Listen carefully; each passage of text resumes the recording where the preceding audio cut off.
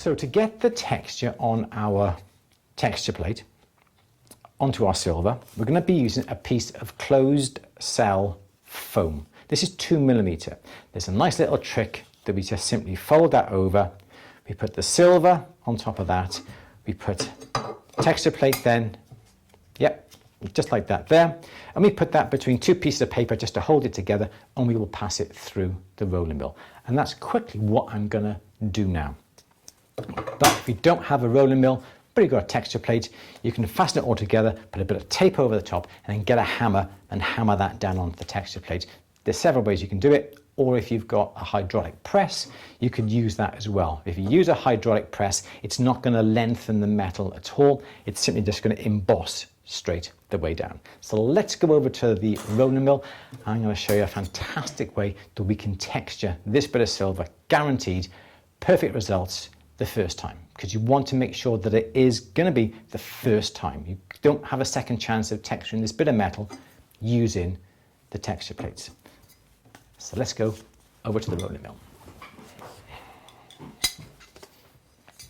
So we're going to be using the Olivia rolling mill, as I got that set up here. And what we're going to do is get our texture plate and our silver.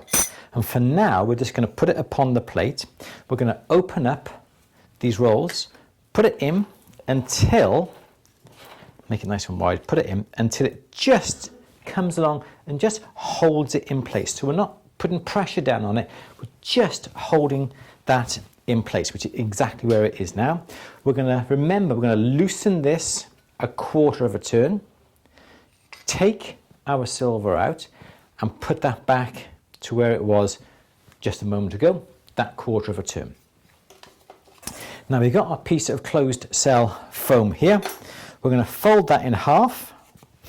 We're going to put that on top of our silver, like that. I'm going to find an area of our texture plate where we want that to be. So let's just pop that there. Closed cell foam on top. Now the problem is now, if you try and put that into the rolling mill, it's got all these little steps. The rolling mill doesn't like steps. And we're going to get a piece of paper, and it doesn't matter whether you keep it whole or fold it in half, it's entirely up to you.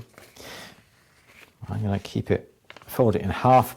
I'm going to put that around our texture plate and our silver and our closed cell foam, like that. And now I'm just going to pass that through. Let's just fold it underneath there. And I'm going to pass that through the rolling mill now. It is easier with this Olivia, but if you've got a manual mill, a direct drive mill, it will be a little bit hard to do this. If you've got a geared rolling mill, it's going to be a lot easier. So in that goes, and we're going to turn the handle. And that amount of closed cell foam gives you enough pressure to push the silver down onto that plate. Just like that there. Take it out. And now we take the paper off. There's our closed cell foam. Take that off there. And as you can see, the texture has just come through to the back, but when you turn it over, it's got this most amazing, almost like a zebra print texture, as you can just about see that there. This texture plate is called ripples. It does look like ripples in the sand.